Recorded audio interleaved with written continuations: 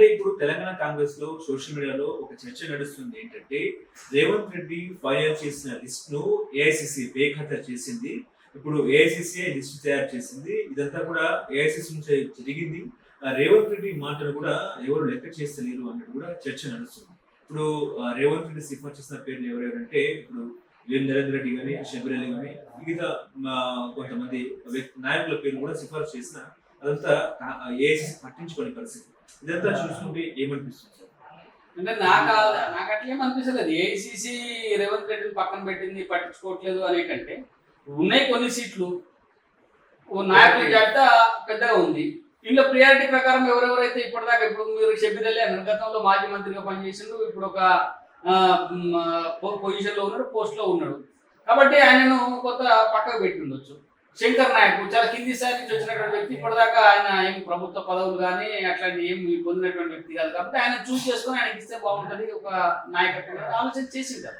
అంత మాత్రాన రేవంత్ రెడ్డి వాటన్నిటిని పక్కన పెట్టిండ్రు, దీన్ని మాత్రమే తీసుకున్నారు అని లేదు. వేం నరేంద్ర రెడ్డి గారు ఆల్రెడీ ప్రభుత్వ సలహాదారుగా ఉన్నారు. వారికి ఇప్పుడు ఇంకో పదవి, మళ్ళీ వారికి ఇంకో పదవి ఇవ్వడం కంటే ఇంకో కొత్త నాయకుడికి పదవి ఇవ్వాలి అనే ఆలోచన ఏఐసిసి కూడా చేసి ఉండొచ్చు. దాన్ని రేవంత్ రెడ్డి గారు అంగీకరించిన తర్వాతనే ఇవన్నీ జరిగింది. కాకపోతే ఇంటర్నల్గా ఉండేటువంటి కొన్ని అంశాలను పరిగణలోకి తీసుకొని ఏఐసిసి రేవంత్ రెడ్డి కూర్చొని మాట్లాడుకుని ఇచ్చినట్టుగా స్పష్టంగా కనబడుతుంది. అయితే ఒకటైతే వాస్తవం ఏంటంటే, ఇంటర్నల్గా రేవంత్ రెడ్డి చెప్పేది పార్టీలో నడవట్లేదు. పార్టీలో రేవంత్ రెడ్డి మీద కొంత షాడో టీం ఒకటి వర్క్ చేస్తూ ఉన్నది.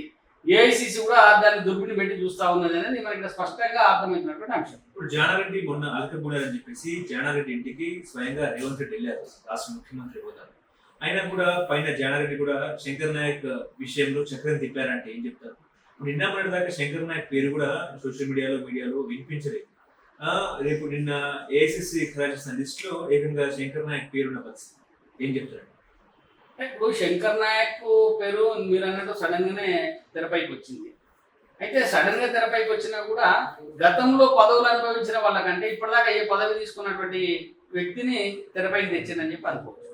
ఇప్పుడు నేను అదే చెప్తా ఉన్నా, కాంగ్రెస్ పార్టీలో పేరుకు బీసీల నాయకత్వంలో నడుస్తుంది అనేటువంటి పేరుండి పిసిసి అధ్యక్షుడిగా బీసీ ఉన్నప్పటికీ, ఒక దళిత ఒక గిరిజన నాయకుడిని ఎమ్మెల్సీగా పెట్టినప్పటికీ దాని వెనుక నడిపిస్తుందంతా కూడా మళ్ళీ మీరు చెప్తున్నటువంటి జానారెడ్డి, లేకపోతే కోమటిరెడ్డి వెంకటరెడ్డి, ఉత్తమ్ కుమార్ రెడ్డి ఇట్లాంటి కుటుంబాలే ఇంకా కాంగ్రెస్ పార్టీని నడిపిస్తున్నాయి అనడానికి ఇది ఒక ప్రత్యక్ష ఉదాహరణగా చెప్పుకోవచ్చు. తర్వాత వచ్చిన పోస్టర్ కూడా నల్లగొండ నుంచే వచ్చింది. మీకు ఏదైనా కావచ్చు, అద్దెకి దయాకర్ కావచ్చు, లేకపోతే శంకర్ నాయక్ కావచ్చు, వీళ్ళు నల్గొండ లేకపోతే విజయశాంతి తీసుకుంటే వరంగల్. అది అంటే నేనేమంటే వీళ్ళు వెనక చక్రం తిప్పుతున్నటువంటిది పవర్ ఎవరి చేతులు ఉన్నా, స్టీరింగ్ ఎవరి చేతులు ఉన్నా, యాక్సిలేటర్ బ్రేక్ అవన్నీ కూడా మళ్ళీ జానారెడ్డి కుటుంబము, ఉత్తమ్ కుమార్ రెడ్డి కుటుంబము, కోమటిరెడ్డి వెంకటరెడ్డి కుటుంబం చేతుల్లో ఉన్నాయి అనడానికి ఈ టికెట్ల వ్యవహారం స్పష్టంగా అర్థమవుతుంది. ఇప్పుడు తెలంగాణలో రీసెంట్ గా గ్రాడ్యుయేట్ అదేవిధంగా టీచర్ ఎమ్మెల్సీ ఎన్నికలు జరిగిన పరిస్థితి. ఈ టీచర్ గ్రాడ్యుయేట్ ఎమ్మెల్సీ ఎన్నికల్లో కాంగ్రెస్ పార్టీ ఎన్నికైంది, అసలు బీఆర్ఎస్ పోటీ కూడా చేయలేదు. బీజేపీ 2 స్థానాలు అనూహ్యంగా గెలిచింది. సో ఇప్పుడు బీజేపీ గెలిచింది కాబట్టి ఆ క్రెడిట్ మొత్తం కూడా ఎవరికి ఇవ్వచ్చు? కిషన్ రెడ్డిగా, బండి సంజయ్ అంటే కార్యకర్తలకు ఇవ్వాలి. కిషన్ రెడ్డి గారు, బండి సంజయ్ గారు, తర్వాత ధర్మపురి అరవింద్ గారు, రఘునందన్ రావు గారు, వీళ్ళంతా చాలా బాగా ఒక వ్యూహాత్మకంగా చాలా బాగా బ్రహ్మాండంగా పనిచేసింది. కానీ కార్యకర్తలు వీళ్ళందరికీ మించి కార్యకర్తలు ఏం చేసిందంటే, ప్రతి ఓటర్ దగ్గరికి పోయి ఈసారి బీజేపీ ఓటేయాలని చెప్పి ఒక రిక్వెస్ట్ చేసి వారిని ఒప్పించి ఓటేయించడంలో కార్యకర్తలు సమర్థిస్తామండి. ఎంతో పకడ్బందీగా ఓటు జరిగింది, లేకపోతే కార్యకర్తల ప్రచారం జరిగింది అంటే, ప్రతి నియోజకవర్గంలో ప్రతి 25 మందికి ఒక కార్యకర్తను ఒక ఇన్ఛార్జిగా పెట్టి, ఒక 25 ఓట్లకు ఒక ఇన్ఛార్జిగా పెట్టి, ఆ ఇన్ఛార్జి పరిధిలో ఉండే 25 మంది గ్రాడ్యుయేట్స్ ఓట్లను ప్రతిరోజు కలుసుకునే విధంగా ఒక ప్రణాళిక సిద్ధం చేసి, కార్యకర్తలకు ఏమి డబ్బులు ఇచ్చి పెంచి పోషించి చేయలే, వాళ్ళకి అప్పచెప్పినంత, ఇగో మీ దగ్గర 25 మంది వీళ్ళ ఫోన్ నంబర్లు, ఇగో వీళ్ళ అడ్రస్ ఇవి, నువ్వు రోజు పోయి వీళ్ళని కలవాలా, మాట్లాడాలా, అవసరమైతే వాళ్ళతో పెద్ద నాయకులకు ఫోన్లు చేయించడం, పెద్ద నాయకుల ద్వారా వాళ్ళకి ఫోన్లు చేయించడం, ఇట్లాంటి కార్యక్రమం ఒకటి ప్రణాళికబద్ధంగా చేసింది. కాబట్టి కార్యకర్తలు వాళ్ళకి ఇచ్చినటువంటి లిస్టును తూచా తప్పకుండా ప్రతిరోజు ఓటర్తో టచ్లో ఉన్నారు. కాబట్టి ఆ ఓటింగ్ పర్సెంటేజ్ను పెంచగలిగేందుకు ఓటు కరెక్ట్గా బీజేపీకి వచ్చే విధంగా ప్రయత్నం చేయగలరు. కాబట్టి వ్యూహాత్మకంగా పెద్ద పెద్ద నాయకులు ప్రచారం చేసినప్పటికీ కూడా ఇది ఓలెన్స్ అందరికి భారతీయ జనతా పార్టీ కార్యకర్తలకు నాయకత్వానికి అందరికి దక్కేటువంటి ఒక గౌరవంగా ఒక వారి కృషికి ఫలితంగా చూడాలి. అంటే కేవలం 5,000 మెజార్టీ వచ్చింది, ఎందుకు అంత తొందరపడుతున్నారని చెప్పేసి కూడా అటువైపు కాంగ్రెస్ చెప్తున్న పరిస్థితి.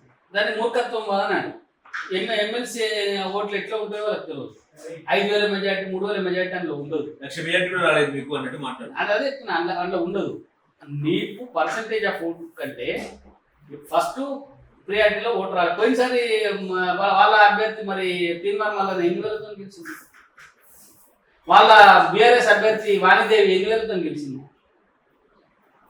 ఇలా 1,000 లక్షల మెజారిటీ రాదు ఇందులో. అయితే ఫస్ట్ రౌండ్ లో బయటపడతాం, లేకపోతే సెకండ్ రౌండ్ లో బయటపడతాం. బయటపడ్డది లెక్క కానీ నీకు 8,000 మెజారిటీ వచ్చింది 8,000 మెజారిటీ వచ్చింది అని మాట్లాడమంటే అది కావలసుకున్నంటే ఊరిక వాళ్ళ ఓటమిని జీర్ణించుకోలేక ఏదో అక్కస్తో మాట్లాడుతున్నట్టుంటది. కానీ ఒక్కోటితో తెలిసినా గెలిపే కదా.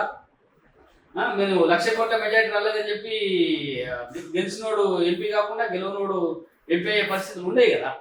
ఒక్కోటి మెజారిటీ వచ్చినా గెలిపే. ఆ విజయాన్ని వాళ్ళు ముందేం చేసుకోవాలంటే వాళ్ళు కాంగ్రెస్ పార్టీ ఫస్ట్ ఈ లోపం ఎందుకు జరిగింది, గ్రాడ్యుయేట్స్లలో తమకు అనుకూలంగా ఎందుకు ఓటు వేయలేదు, ఇంతమంది మంత్రులు ఎమ్మెల్యేలు మండలాధ్యక్షులు జడ్పీటీసీలు వీళ్ళందరూ కష్టపడి పనిచేసినప్పటికీ విపరీతమైనటువంటి డబ్బులు ఖర్చు పెట్టినప్పటికీ కూడా ముఖ్యమంత్రి గారు స్వయంగా పోయి ప్రచారం చేసినప్పటికీ కూడా గ్రాడ్యుయేట్స్ ఎందుకు ఓటు వేయలేదు అనేది వాళ్ళు ఆత్మవిమర్శ చేసుకోవాలి. కానీ ఊరికేదో పైకేదో మాట్లాడి అది గెలుపు అంటే గెలిపే. ఒక్కడితో గెలిచినా గెలిపే. కాబట్టి కాంగ్రెస్ పార్టీ ఈ రకమైనటువంటి ఆత్మన్యూన్యత భావానికి గురి కావాలి. కానీ ఎక్కడ పొరపాటు చేసినా దాన్ని ఎట్లా సరిదిద్దుకోవాలనేటువంటి దాని మీద దృష్టి పెట్టాల్సినటువంటి అవసరం.